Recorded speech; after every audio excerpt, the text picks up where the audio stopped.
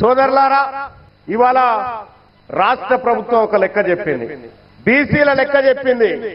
56 అంటే దాదాపుగా 57% ఉన్నారయ్యా మీ బీసీలని లెక్క చెప్పింది. ఈ లెక్క చెప్పడానికి దాదాపుగా 90 సంవత్సరాలు పట్టింది. బీసీల లెక్క చెప్పడానికి 90 సంవత్సరాలు పట్టింది రాష్ట్రంలో. కానీ వాళ్ళ లెక్కలు తేల్చడానికి 4 సంవత్సరాలు చాలిగా. సోదరులారా, మనం అర్థం చేసుకోవాల్సినటువంటి ఒక విషయాన్ని చెప్తా ఉన్నా. ఇవాళ బీసీల దగ్గర బీసీలల్లా లీడర్ లేడున్నారా అంటే ఇక చూడరాదు. ఎంతమంది లీడర్లు ఒకసారి చేయలేవటరు, మీదోళ్ళు వెళ్ళేవాటరు. ఇంతమంది లీడర్లు ఇలా బీసీలోళ్ళు ఉంటే బీసీలల్లా ఎవడున్నాడా అని అంటాడు ఒక ఆయన. ఇక మా సుందర్ రాజన్న చెప్తా, సుందర్ రాజన్న గురించి. అన్న కూర్చో. సోదరులారా, నెలకు 5,000 ఖర్చు పెట్టుకునే శక్తి మీరు ఉన్నదా?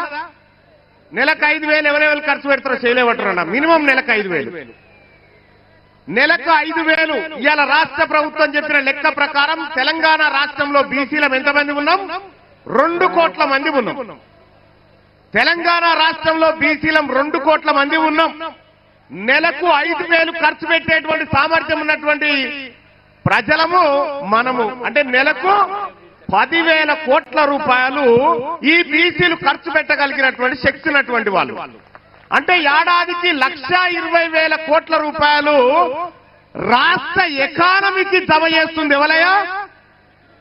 ఎవరు జమ చేస్తున్నారు? ఏడాదికి 1,20,000 కోట్ల రూపాయల సంపదను ఖజానాలో జమ చేస్తున్నటువంటి మోతెబర్లు దమ్మున్న బిడ్డలు బీసీలా కాదా? మరి మేము జమ చేస్తుంటే మీరా కుప్ప మీద కూర్చొని రేషన్ కార్డు ఇస్తాం, కూల్యాలు పని చేపిస్తాం. మనం కదా ఓనర్లం. మనం ఓనర్లమై ఉంటే వాళ్ళు మనం కట్టినటువంటి పన్నుల సంపద మీద కూర్చొని కాంట్రాక్టులు చేసుకుంటా వాళ్ళ ఖజానాలు నింపుకుంటా ఉన్నారు. ఇలా తెలంగాణ రాష్ట్రంలో ఇన్ని లెక్కలు చెప్పి ఓకే, తెలంగాణ రాష్ట్రంలో రెడ్డోళ్ళ లెక్క ఎంతరో చెప్పురా. రెడ్లు ఎంతమంది చెప్పిరు, లెక్కలైతే వచ్చినాయి కదా. ఇలా వెలమల సంఖ్య ఎంతో చెప్పురు. మీకు దమ్ముంటే ఈ 2 పేపర్లలో హెడ్లైన్ రాయించి మీరు తిరుగురు చూద్దాం. ఇవి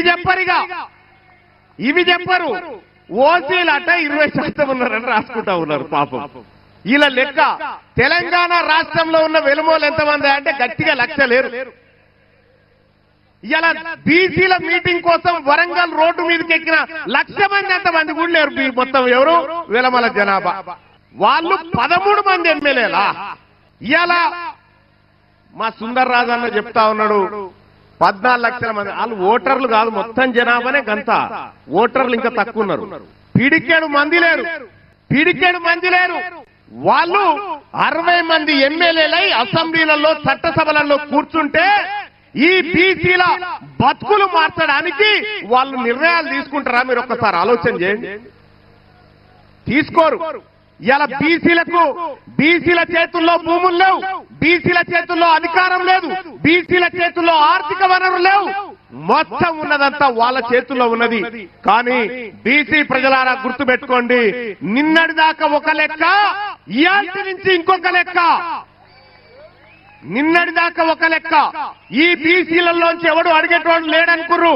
ఈ బీసీలకు ఇట్లనే 4 రోజులు ఉద్యమాలు చేసిపోతారనుకున్నారు. కానీ గుర్తు పెట్టుకోండి, ఇవాళ బీసీ సమాజానికి, తెలంగాణ రాష్ట్ర బీసీ ప్రజలకు మీ బిడ్డ టీన్మార్ మల్లన్న ఖడ్గం పట్టుకొని ఉన్నాడు. ఒక్క అనా పైసా పోయినా ఊరుకునేటువంటి ప్రసక్తే లేదు. చూడలే, మొన్న చట్టసభలో చూడలే, నేను అధికార పార్టీలో ఉండి కూడా మొన్న ఇప్పుడే చెప్పిన 1,20,000 కోట్ల రూపాయలు మనం జమ చేస్తున్నామని. నేను మొన్న మండల్లో మాట్లాడినా, ఎంత ఇస్తున్నారా బడ్జెట్ల బీసీల కంటే 9,000 కోట్లు. 1,20,000 కోట్లు తీసుకొని 9,000 కోట్ల రూపాయలు మనకిస్తారట. అంటే ఎవరి సొమ్ముతో ఎవరు బతుకున్నానా? ఎవరి సొమ్ముతో ఎవరు బతుకుడు? మన కష్టంతో వాళ్ళు బతుకుంటే మనకు సేవ చేస్తున్నట్టు అని చెప్తా ఉన్నారు. నేను ఈ వరంగల్ వేదిక నుంచి చెప్తా ఉన్నా, మర్యాదగా బీసీల కుర్చీలు ఖాళీ చేయండి, మర్యాదగా బీసీల కుర్చీలు ఖాళీ చేయండి. మా బిడ్డలంతా తయారుగున్నారు ఈడ ఎక్కడానికి, కుర్చీలు ఎక్కడానికి మా బిడ్డలు తయారున్నారు. ఇలా ఏ లెక్కకు 2028 నాకైతే ఏం డౌట్ లేదు, అయిపోయింది. వాళ్ళే డిసైడ్ అయిపోయారు. ఇక ఇచ్చేవలసిందేనా, తప్పదా? బీసీలంతా మేల్కొన్నారు తెలంగాణ రాష్ట్రంలో, ఇక తప్పదనేటువంటి పరిస్థితి క్రియేట్ అయిపోయింది. సోదరులారా, మీ ఊర్ల పంటి మన బీసీల ఓట్లు లేకపోతే వాళ్ళొక్క వార్డు మెంబర్ అన్న గెలవగలుగుతారా? పోని వార్డు మెంబర్ అన్న గెలవలేరు. 2028లో ఈ తెలుగు గడ్డ మీద మొట్టమొదటి బీసీ ముఖ్యమంత్రి కాబోతా ఉండు ఈ తెలంగాణ రాష్ట్రానికి. ఇది రాసి పెట్టుకోండి, ఇది జరిగి తీరుతుందని చెప్పి తెలియజేస్తా ఉన్న సోదరులారా.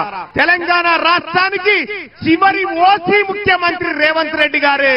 ఆ తర్వాత ఇంకెవరు కారు, కౌలు కాలం అయిపోయింది కాబట్టి కారని చెప్పి తెలియజేస్తా ఉన్న సోదరులారా. వాళ్ళ సమాచారాన్ని ఇచ్చినోళ్ళు వాళ్ళందరూ జనజీవన స్రవంతిలో ఉన్నోళ్ళు. ఇప్పుడు 16 లక్షల పైగా జనాభా జనజీవన స్రవంతిలో లేరు. అందులో ముందు వరుసలో చంద్రశేఖరరావు, ఆ తర్వాత తారక రామారావు, ఆ తర్వాత హరీష్ రావు, ఆ తర్వాత పోచంపల్లి, నిన్నమన్న గ్యాంబ్లింగ్ చేసిన పోచంపల్లి శ్రీనివాసరెడ్డి, గ్యాంబ్లర్స్ అందరూ అందులోనే ఉన్నారు. ఈ గ్యాంబ్లర్స్ కి ఇష్టం లేదు. ఎందుకంటే వాళ్ళ లెక్క తెలుస్తుంది. వాళ్ళ లెక్క తెలిస్తే పోయిన మంత్రివర్గంలో 4 ఆయనతోలే ఎట్లున్నారని మీరంతా మా బలైన వర్గాల సోదరులు అడుగుతారు, కడుగుతారు, వంగబెట్టి దంచుతారని లెక్క తెలియదని కుట్ర చేస్తుండ్రు. ఇక మా దాంట్లో మా అమాయక సోదరులు 75 ఏళ్ల తర్వాత ఒక లెక్క పక్కాగా మనం చేస్తే దాన్ని అర్థం చేసుకోకుండా ఈ లెక్క తప్పు అని అంటారు. ఈ లెక్క తప్పు అంటే మళ్ళీ మొదటికి వస్తుంది. అంటే ఇక మీ జీవితంలో ఈ లెక్క రావద్దని చంద్రశేఖరరావు ఏదైతే కుట్ర చేస్తుండో మీరు కూడా తెలియకుండానే ఆ కుట్రకు సహకరిస్తారు. నేను ఇవాళ వేదిక మీద నుంచి ఛాలెంజ్ చేస్తున్నా, ఎవరైతే 8 పేజీల లెక్కలో వివరాలు ఇచ్చి సంతకాలు పెట్టారో ఏ దాంట్లో కూడా ఒక్క తప్పు లేదు. ప్రతి కాలం వాళ్ళు రాసిచ్చిందే మా వాళ్ళు రాసుకున్నారు, వాళ్ళు సంతకం పెట్టింది ప్రభుత్వం దగ్గర ఉంది. మేము రాసుకోలే ఈ లెక్కలు, వాళ్ళు రాసి సంతకం పెట్టిన లెక్కనే మేము సేకరించినాం. 3,54,00,000 పైచిలకు ఏదైతే లెక్క ఉందో వాళ్ళు ఇచ్చిన సమాచారం 96.9% లెక్కలు ఇచ్చారు. 3.1% లెక్కలు ఇవ్వలేదు.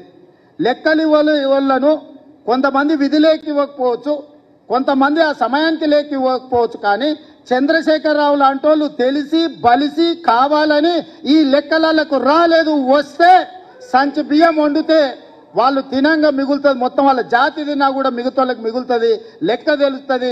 పోయిన మంత్రివర్గంలో చంద్రశేఖరరావు, దయాకర్ రావు, హరీష్ రావు, తారక రామారావు, వినోద్ రావు, ఆ రావు, ఈ రావు ఇన్ని పదవులు ఎట్లా అనుభవించిందని బీసీలు లెక్కలు అడుగుతారని, ఆ లెక్క తేల్తుందని ఈ లెక్కను తేల్చకుండా గందరగోళంలో వేసి గంగల కలపాలని కుట్ర చేస్తుండు. ఇందులో ఏమీ లేదు. చంద్రశేఖరరావు మాయ మర్మమే ఉంది.